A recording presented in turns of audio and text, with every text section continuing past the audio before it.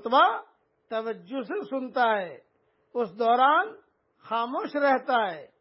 تو وہ جتنے قدم چل کر مسجد آتا ہے اسے ہر قدم کے بدلے سال بھر کی تہجد اور سال بھر کے روزوں کا ثواب ملتا ہے۔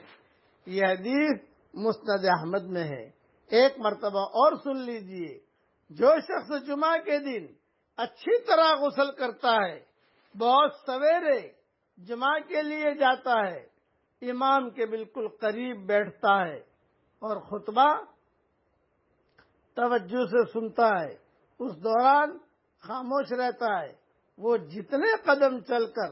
مسجد آتا ہے اسے ہر قدم کے بدلے